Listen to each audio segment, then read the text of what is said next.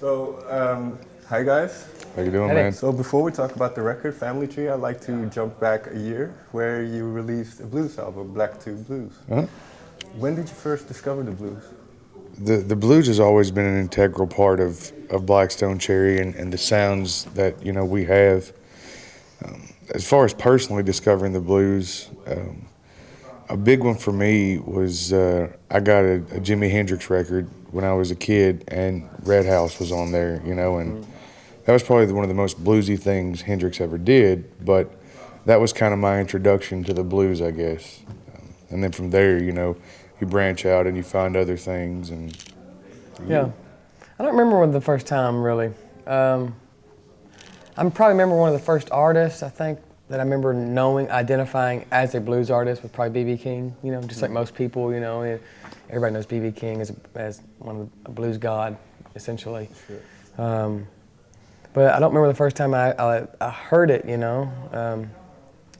I probably watched the Blues Brothers first and got into and figuring out what they were all about, because there was so many blues people, legends in that movie, and then you start to go there, off from there. Then you discover Howlin' Wolf, then you discover Muddy Waters, and take it all the way back to Robert Johnson. But yeah, like Chris said, it's been in our DNA as a band since our inception.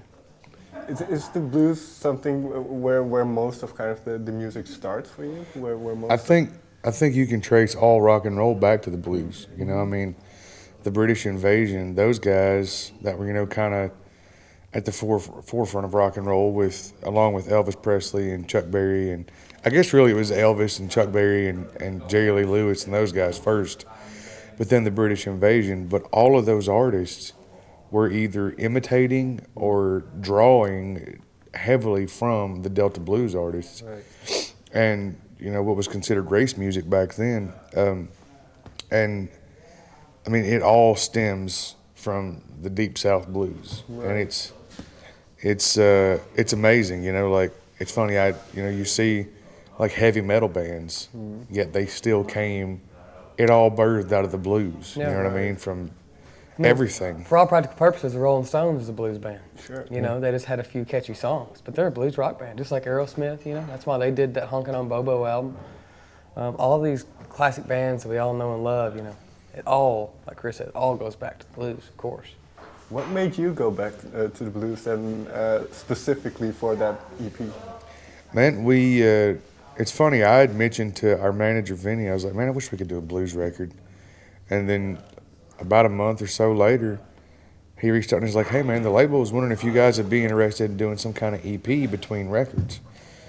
And we were like, yeah, actually we would. We would love to go do that. And it was just kind of, it wasn't even a question. We were just like, okay, we're going to go do a blues EP, and kind of reimagine these songs that we've grown up with our whole lives. A couple of which, one of the songs, Palace of the King, that's on the EP, is a song that we were covering as a band around the time we first started. I mean, that was one of the early blues songs. And another song, Hoochie Coochie Man, we've done Hoochie Coochie Man. Songs that we'd had in our catalog, doing them live here and there for years. And we would do them live and people go, is that y'all's song? We'd say, no man, that's Muddy Waters, or that's Howlin' Wolf. And some younger kids would look at us like, who? We're like, okay, we have a mission now. Yeah. We're on a mission to deliver the blues, and now it's cool because you have a lot of these young kids that are coming up, they're just now discovering these artists. And I think that is great. And there's a quote that just popped into my head, and it is attributed, I think, to Jimi Hendrix, but I'm not entirely sure. But it's that the blues is easy to play, but very difficult to feel. That's great. That's the truth, man. I mean, it's the musicianship, the base root of the blues, and most of it is a simple progression of chord patterns. But man, for it to be right is a whole different thing. You know what I mean? Anybody can play a 12-bar blues, right. But to get it to where it speaks to people is a whole different kind of thing. So where do you kind of find your inspiration as a band? And is it going back to your earlier days? And I think the biggest thing for our newest record was doing the blues EP kind of, you know, rejuvenated us and re-sparked a fire for that style of music production, more so than anything. Because we didn't make a blues, you know, we didn't make a Blackstone Cherry blues album for Family Tree. We just made a great record. But I think the thing we took away from doing the blues EP the most was the simplistic style of production, where you don't clutter things up. You leave everything to where there's plenty of space in the track, and at that point it can be very dynamic and have, you know, peaks and valleys, and it allows everything to move on its own, you know, because a lot of times in this new record we're all playing something different that complements each other, and it's really the first time we've done that. You know, I mean, in today's rock and roll world, it's like everybody hammers the same thing, you know, in a band. Everybody's, you know, syncopated and tight on one thing, and that's great, man. And we've done that stuff, but for us, man, it's just like we're at this point where we want to make extremely musical records, and we want to, you know, let our influences shine through and just make records that are fun to listen to. So was that why, because I read the bio, was that why you kind of entered the recording and the writing with a very loose attitude? Absolutely. Oh, I mean, yeah. like the blues thing, we went in, we did that in 5 days, start to finish. It was 5 days. Okay. And we went in because we had zero expectations for this thing. So we went in the studio then, we didn't really rehearse any of the songs. We might have gone over a couple of them on the sound check, you know, on a previous tour. But we didn't get together and rehearse any of those the way we were doing our covers of those blues songs. We just went in the studio and we figured it out.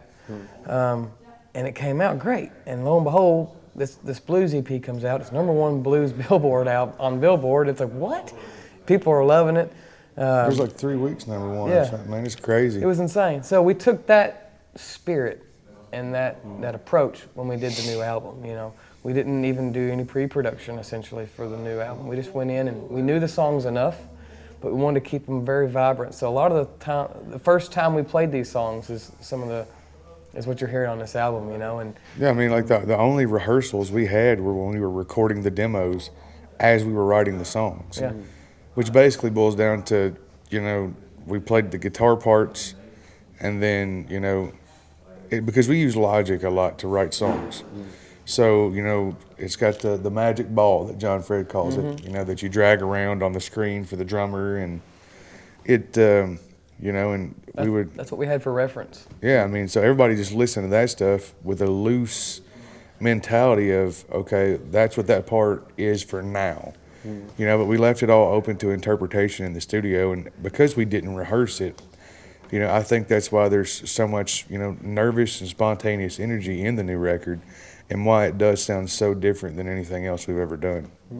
What was wonderful? What were some of the first songs that you kind of fleshed out in the studio? Burnin was one of the first songs in the studio. That was the first thing we recorded, and then I think Bad Habit. Yeah. I think it was Burnin, Bad Habit, then Carry Me On Down the Road were like the first three that we did. That we recorded, yeah.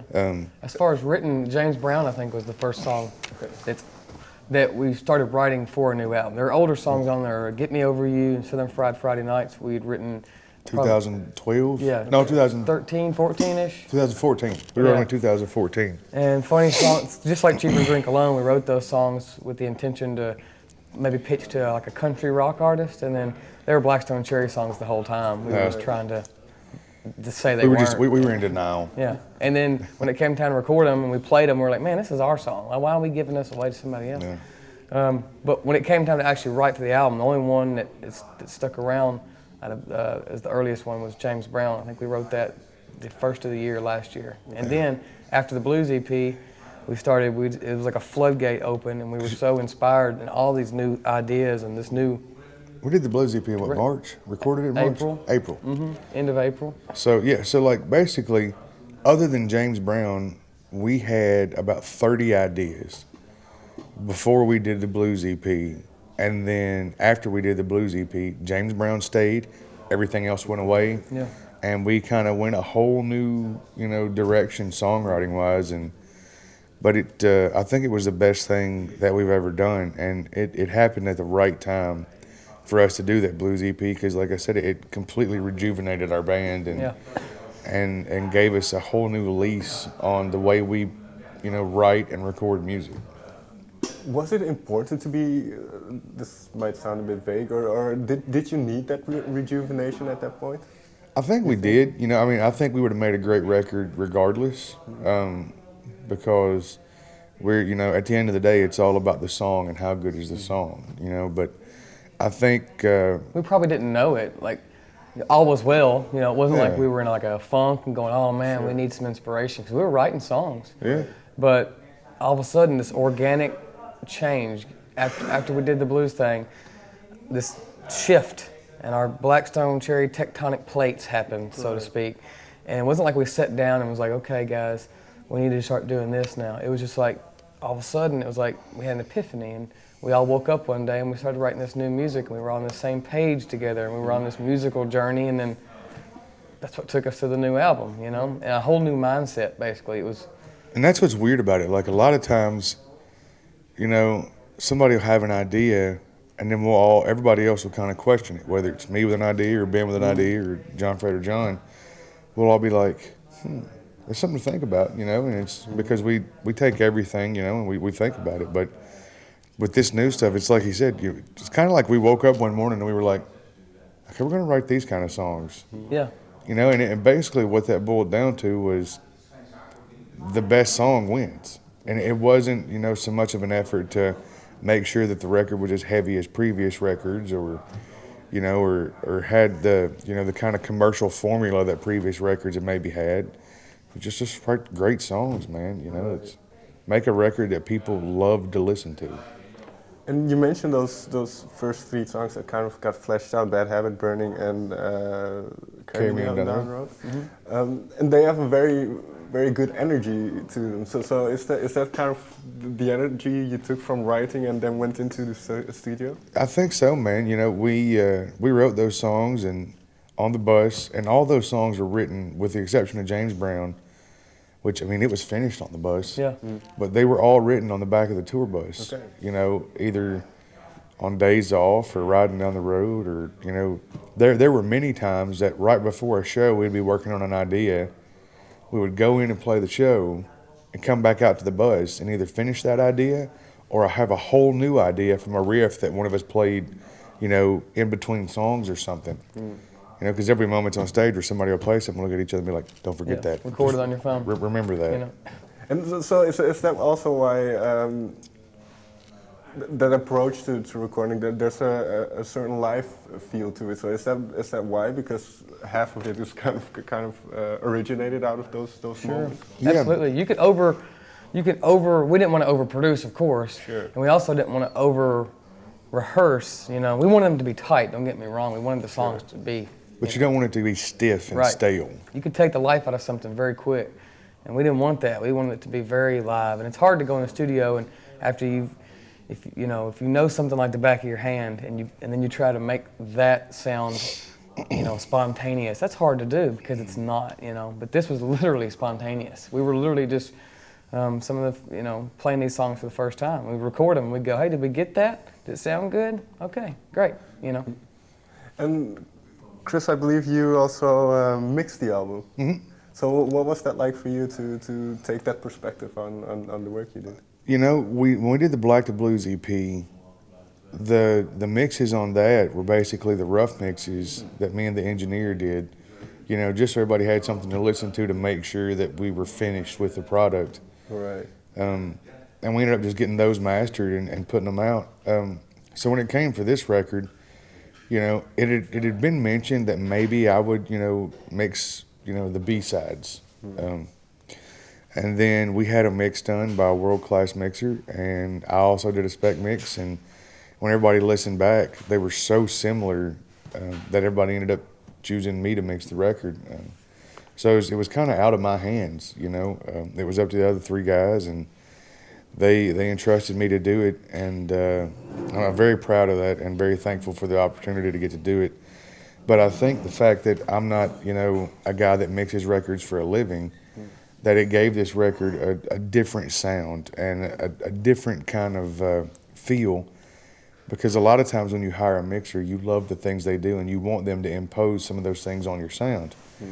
But with this record, we didn't really want that necessarily. And you know, the whole mindset for mixing the record for me when I was doing it was to make it sound like a band in a room playing music. You know, to not get it all where it's too separated out or any of that stuff. To keep it where it sounds natural, just like a band sitting on that stage playing in front of us. You know, and I think it came out great. And I hope everybody else thinks it sounds great. Right. You know, I mean, but it was an experience, and one of the coolest parts was to get to sit back and, you know, as you're mixing, you know, the instruments and, you know, kind of tweaking things, to get to hear, you know, isolated what everybody played was really cool, man. To, you know, because you know, drums, and then you bring in the bass, and then a guitar, and then a guitar, and you get to see it all kind of come to life. Right. You know.